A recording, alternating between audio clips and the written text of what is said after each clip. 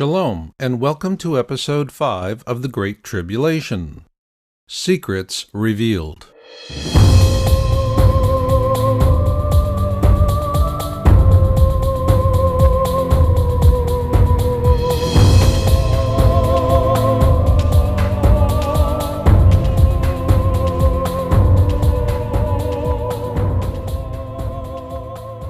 I'm your host, Marshall Masters, publisher of Jesus and the Third Temple, and this 13-part series is made possible by Your Own World Books and features author Robert Ryland.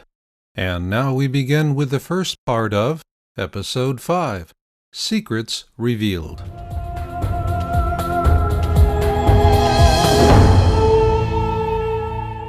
Well, Bob, in our last episode, Finding the Temple Site, we were working our way through Asher Kaufman's work, the threshing floor, and which you believe is the location of the Second Temple. It would identify where it needs to be, and that was substantiated in part by James Fleming's miracle.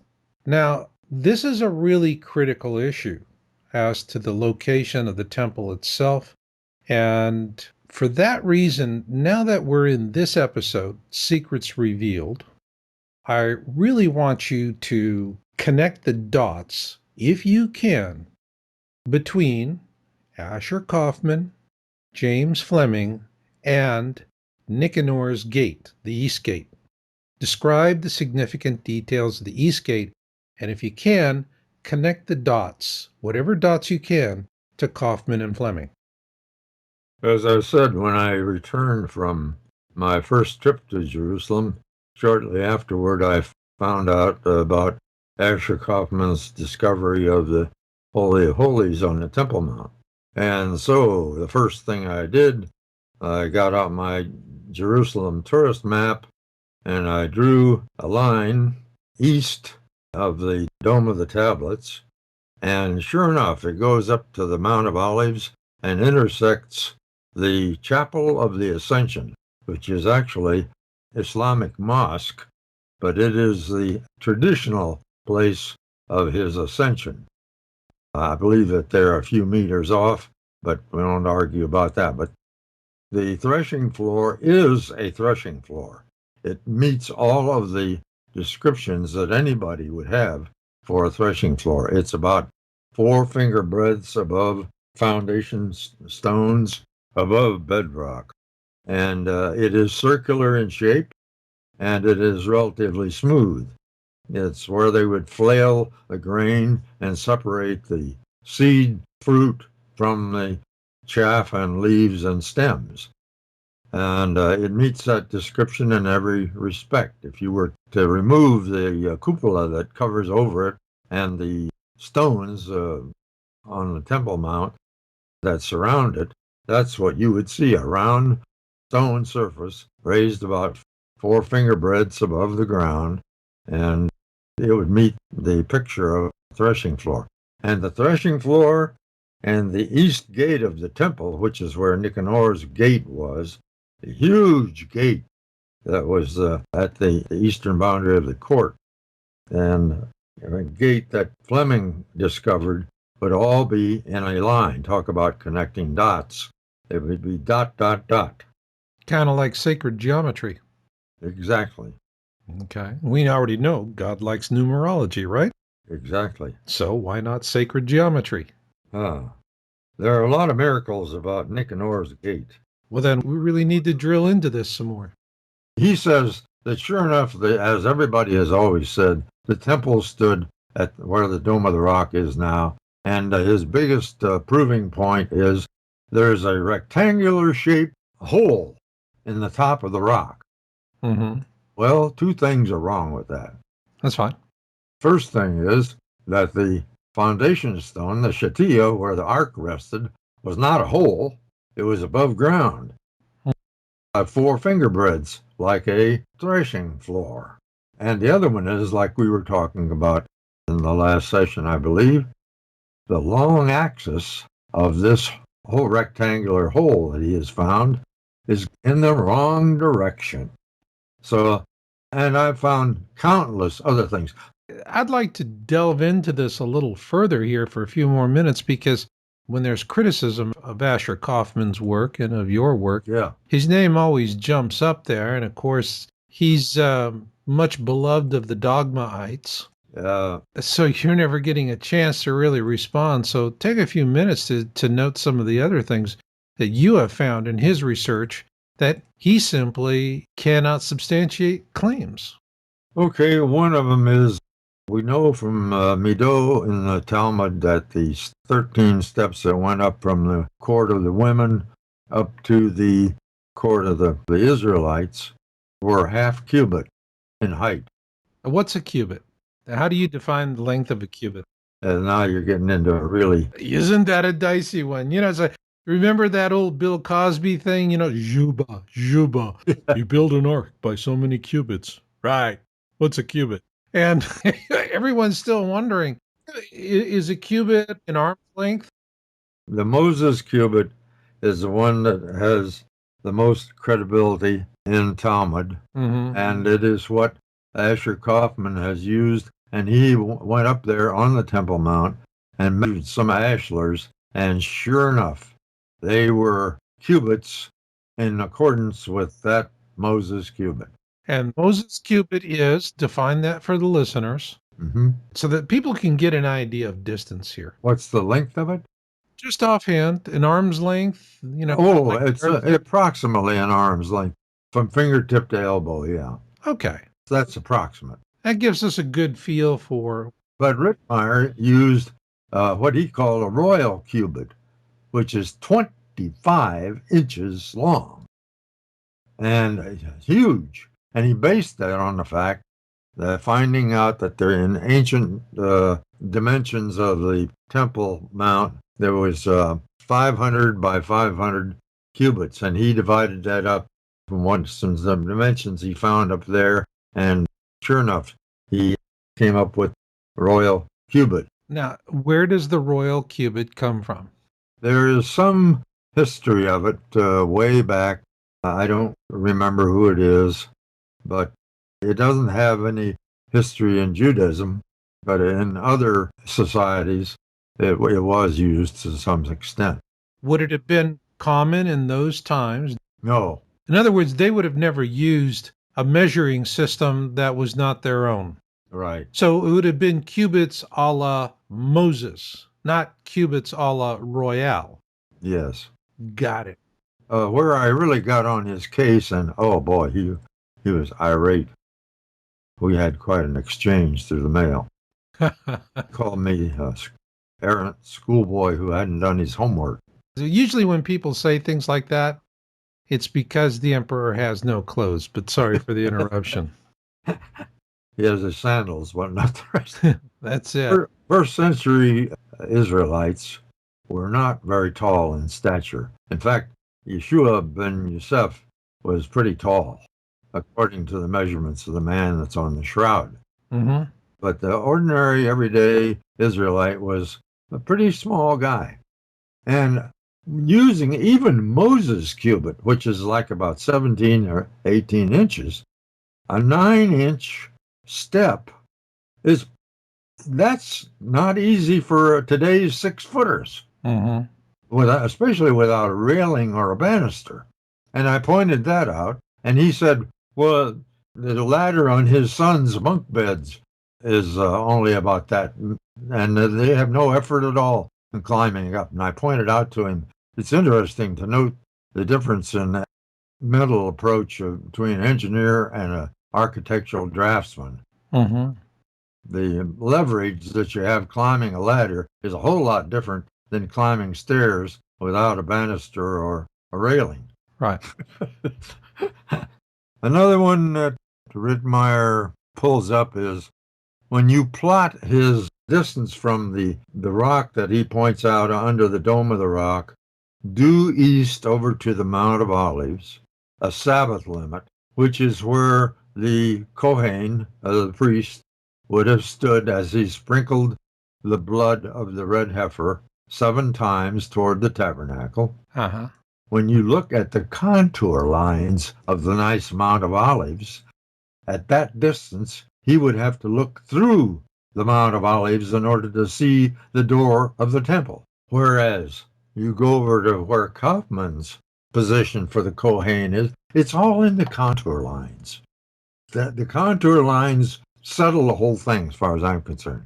When you go over to where Kaufman's Kohen would be standing at one Sabbath limit using his cubits, he has a straight shot to the dome of the tablets and anything in between. Big thing. That's a big thing. I think it's then really important to note that with Kaufman's work, it follows the lay of the land.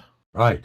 Whereas those that would attack it, their calculations are based on basically a Goyim measurement system that does not follow the lay of the land and therefore is not accurate.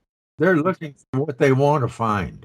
Well, that's, a lot of people do that. Start with the agenda and work your way backwards from it. Yeah. I think we've pretty much hammered that down. I think in the next segment, when we come back, question for us there is why Jesus and the disciples stayed in Bethany each night.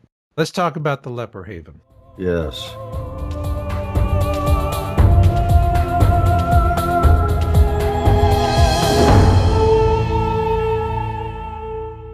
To learn more about Jesus and the Third Temple by Robert Ryland, please visit JesusandTheThirdTemple.com. And now we continue with the second part of Episode 5, Secrets Revealed.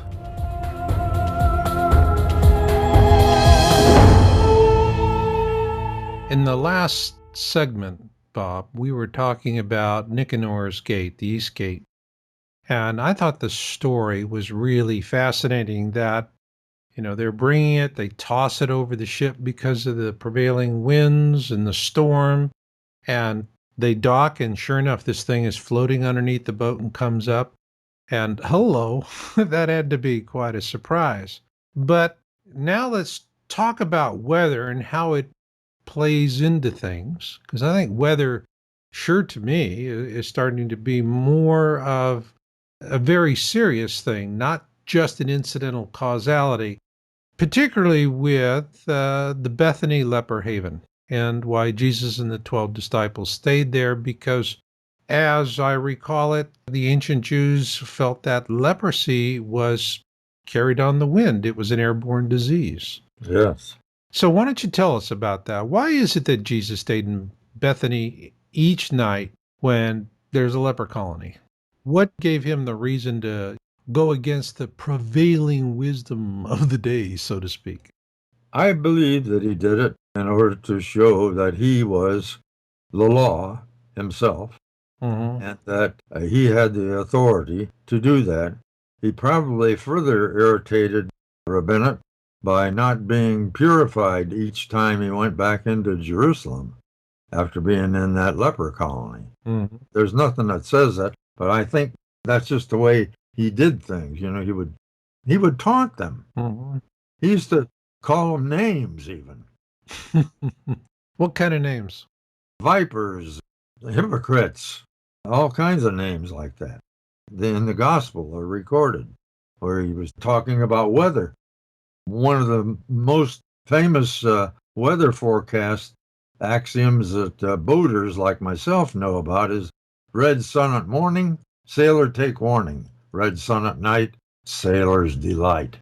And that's from 5th chapter of Matthew. Right. Jesus said to they were trying to test him and trick him and so forth. And he said, "You fools and hypocrites, you know that when the sun is scarlet at morn, there will be tempest. And when it is red at even, will be fair weather on the morn.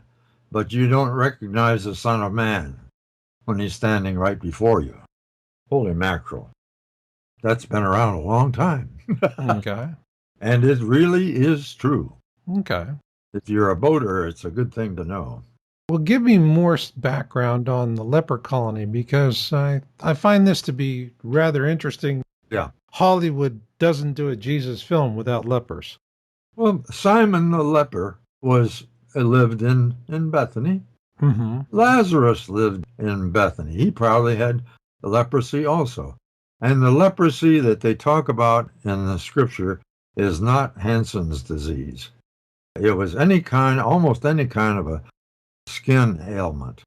I would probably be a leper when I had acne so bad. Oh, hey, if you go down to the Dead Sea, you see people from all over the world with these terrible skin ailments, Oh, yeah, and they go down there. yeah. And my wife orders in, every year or so, she orders in mud from the Red Sea.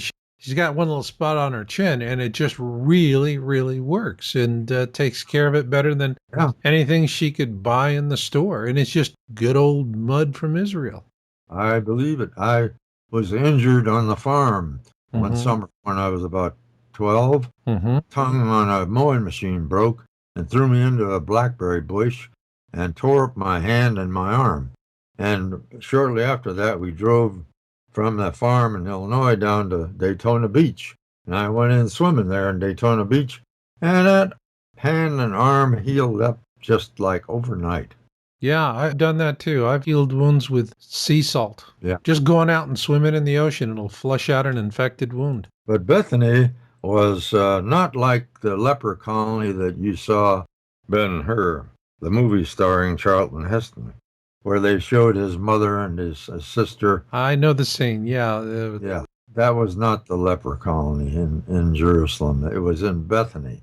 When everybody would come there for the festivals, like the Passover and the tabernacles and so forth, Mhm. they would have the lepers housed in Bethany or thereabouts Mhm. because it would be downwind.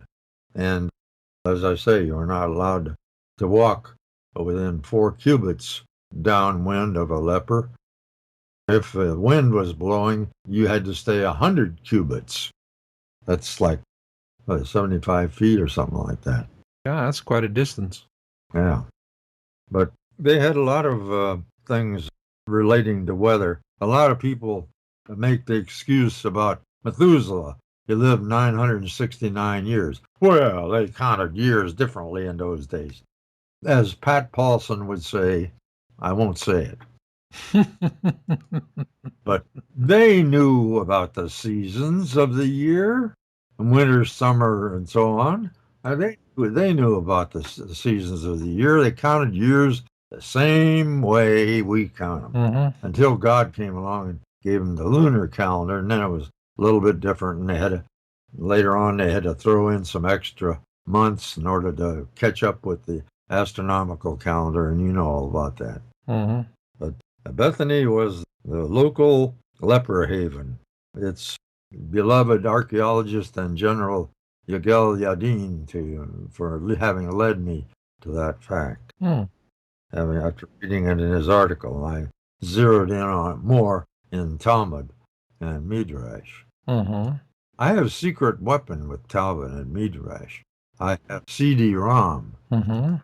that has in English and in Hebrew that has a complete Tanakh and has a complete Talmud, all 18 volumes of it. I've got it up here on my bookshelf, and I can look up a word or a phrase just like that. That has been a marvelous tool for me in writing this book. What else did you learn about the Bethany leper colony? And particularly the question that really started this segment: why did Jesus and the 12 disciples stay there each night? Well, as I said, I think they stayed there in order to show his authority over the law. Besides that, they had friends there, Mary and Martha Mhm. and Lazarus, and probably other friends as well. And they were out of towners, and Jerusalem at that time of the year was crowded, full. Every spare room was probably rented out. Okay, let's say, did Jesus do this because he understood something about leprosy, or was it just something that Jesus was doing it to basically say, hey, I can come down here because I'm the boss and I can turn this on or off, and you can't? Exactly. From my reading and studying, that is the conclusion that I make for your question. Why did they stay in Bethany every night? But the other one is a practical reason, is that Jerusalem was probably full up. There was no room at the inn, as they say. No room at the inn. Well, then that means time to get a hotel. But the, Time. And when you think about the hotel, at least here in the U.S., if Jesus were in Washington, he'd be staying where? At the Watergate, right? If he was in Washington. we're going to talk. Yeah, well, let's talk a little bit about the Watergate. Why is the Southeast Gate named Watergate? I'm kind of curious about that. That's the same question that one of the rabbis asked in the Talmud. Mm-hmm. Wherefore comes the name for the Watergate? And another rabbi answered him, one who had read the scriptures, by the way, said that it comes from the fact that that is where the living waters will emanate from, according to Zechariah 14:8, when he says that when Messiah stands on the Mount of Olives, it will cleave in the midst thereof, and living waters will emanate and extend from the Hinder Sea to the Near Sea. We had talked about En-Gedi is going to become a commercial fishing village. Mm-hmm. It so happens that the Dome of the Rock is going to be river bottom because there's a fault line that runs through there. And guess what? When that happens, that's where it's going to be, through the midst thereof of the Mount of Olives. If you look at a contour map, you will see that. It's obvious. If you're talking about the Dome of the Rock is going to get flattened by the earthquake, More than flat. I mean, the whole Temple Mount then. No, it's going to be cut in half. There's going to be a river of living water come right out of what it says is the right side of the house. Okay. In other words, the temple will be north of where the Dome of the Rock is, north of where this water is going to come from. Okay. The gate is on the right side of the house, and that's where the water will come from. And another clue on this, it tells that there will not be court of the Gentiles because it won't be necessary. Everybody will be worshiping the same God and the sound of the same measures. Okay. So they won't have to have the court of the Gentiles, from which in the Second Temple era, they had a big sign up there. If you go beyond here, you are going to be toast. Mm-hmm. All right. So the Watergate itself, I mean, who coined the term Watergate? I don't know. Rabbi asked, wherefore comes the name of the Watergate? But the other rabbi told him it's because the water is going to emanate from the right side of the house. And so that's evidently the reason they named it the Watergate. At least that's what the rabbi says. Okay. But a Watergate in my mind is I'm seeing a device that's blocking water flow or redirecting it. No. I guess what I'm trying to get at It's not an adjective, it's a noun. All right. So it's being used here as a noun. Yeah. We don't know what the etymology of the noun is. Well, the water is going to come from the vicinity of that gate, just to the south of it. Okay. Because of Zechariah's prophecy in 14, verse 8. Well, why don't we do this? Let's pick up with the Watergate in the next segment, because I want to get into having you describe the events that are going to result at the Watergate. Yeah.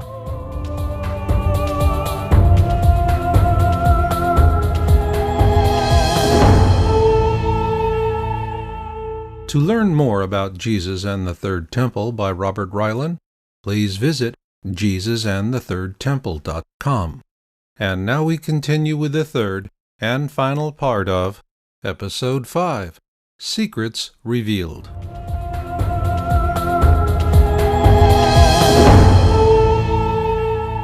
All right, I want to continue on now, Bob, with the Watergate. And what we want to do is focus on the events that are going to be swirling around the Watergate.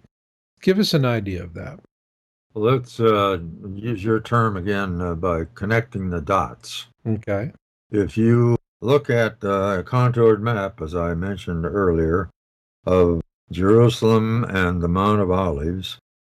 Zechariah predicts that a Messiah arrives. Mm-hmm. The mount shall cleave in the midst thereof, and living waters will emanate from the right side of the house.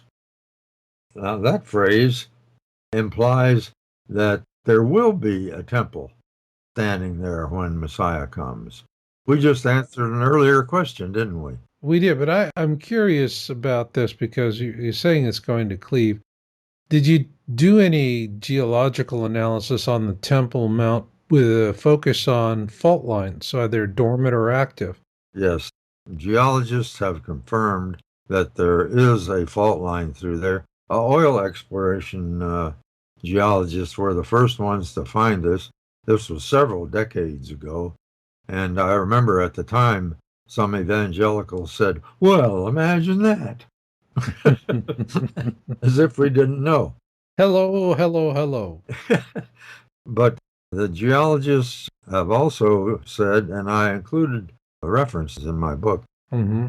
they say that the topography of the area has changed very little, if any, since the first century, even including the rock slides and minor earthquakes that they've had in the area. Mm-hmm. And they've confirmed this by the age of the rocks that they see at certain levels, Mm-hmm. strata exploration. Mm-hmm. So they have great confidence that what we're seeing now is what it was in the first century. Okay. I want to go back to the fault lines because I'm really fascinated with this, All right. the cleaving word that you're using. Okay. I mean, a cleaving word really, That's good work. it's a good word, but you're talking about a shear fracture. You're talking about not where there's a settling, but I mean, this is something where if it cleaves, all right, it looks like God took a huge axe and went chop right through the center of town. Exactly. That is a cleave, That's right. So did you get any specifics on this underlying fault structure?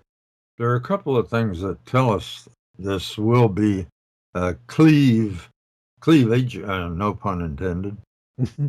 Right now, the Muslim Arab town of Et-Tur, which means the mountain, Mm-hmm. sits at the at the summit of the Mount of Olives, and right in line with Asher Kaufman's location on the Mifkat altar, which is right east of his Dome of the Rock, etc. Mm-hmm. Now, think about this, and if you can picture it in your mind, the Jerusalem Cemetery has been there for probably over 1,000 years. All right. And it is south of where this line that we are speaking of is. And Right. so wealthy Jews nowadays who pay up to $80,000 for a little place to put their ossuary containing their bones, Mm-hmm. they're south of that line because you don't want to be on that line when he comes because it's going to open up and you'll be swallowed up into the earth into a big river that Whoa.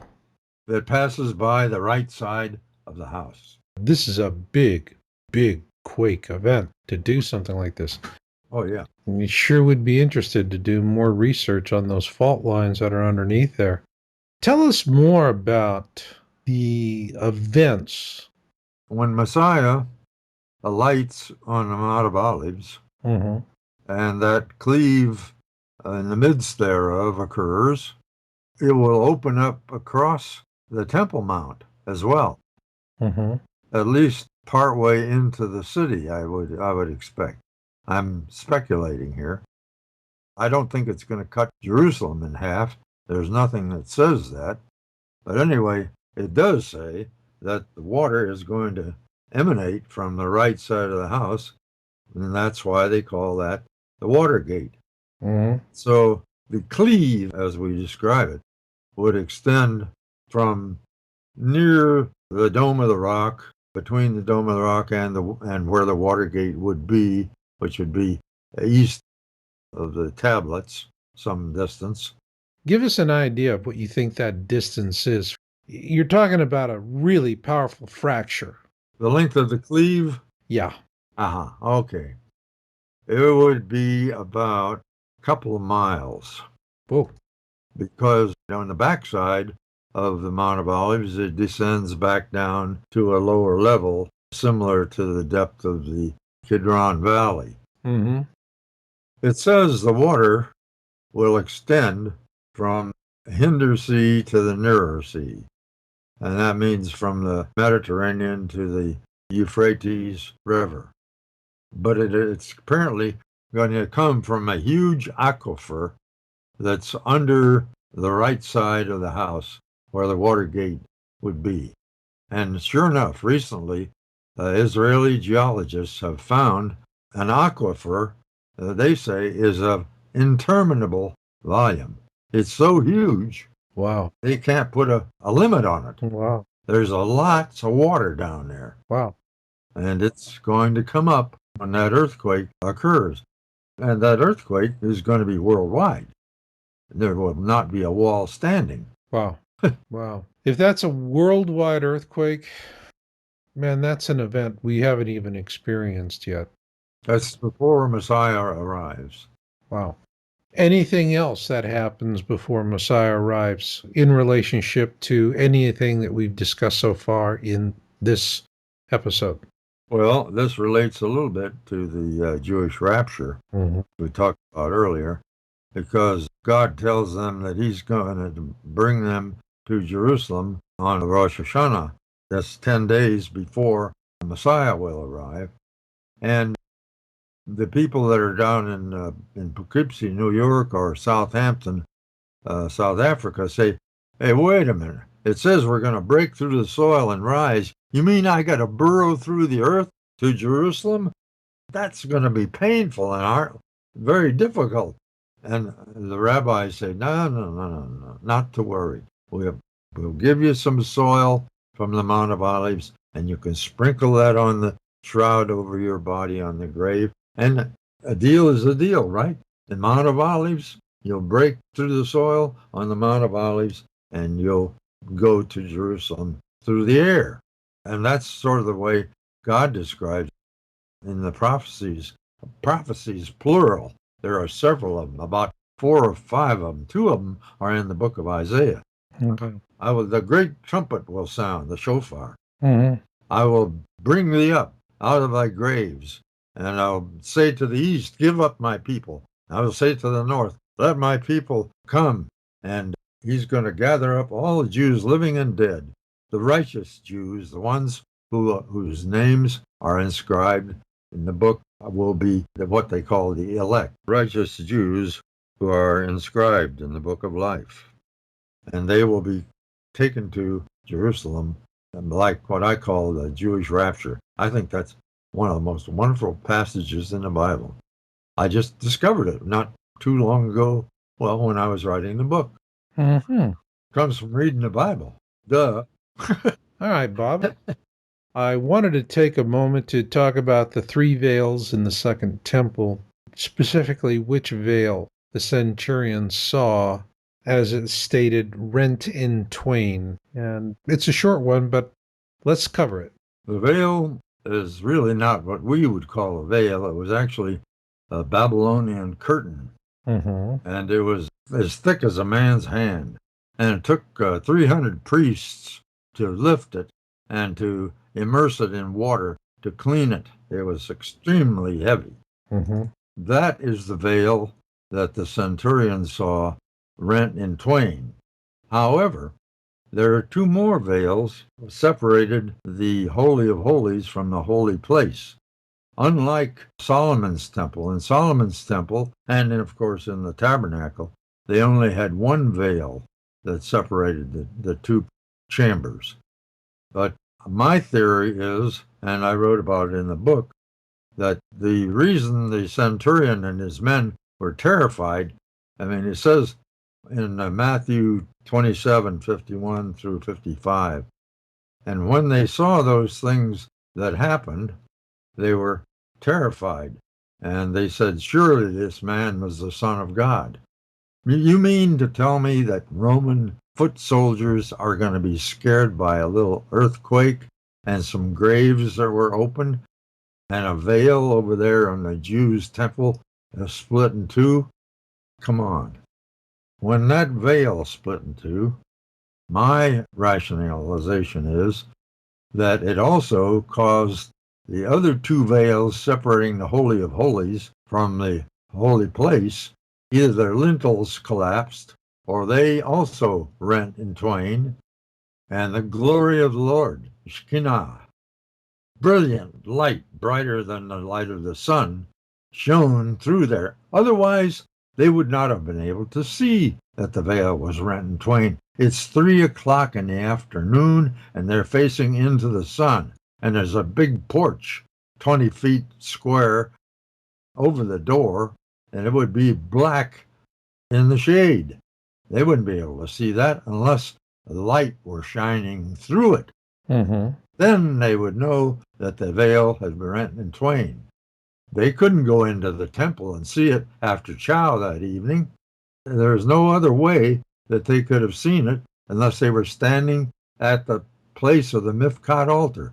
That's the only place on earth that a person can stand and see the veil of the temple, of the Babylonian curtain that covered the door, when the east gate is open, when Nicanor's gate is open, as it is on the first day of the month and on feast days. So they had to be standing at that same place. And so, therefore, I could take you to where the cross stood tomorrow, based on that fact. Because I believe that Asher Kaufman is correct in having located the threshing floor. What a masterful book it is. Okay. Well, then let's do this. In our next episode, I want to pick up with the veils. Yeah. Talk a little more about them, how they were actually made, and 72 cords, 22 threads. And we'll do that in our next episode, Most Amazing Prophecy. Yeah.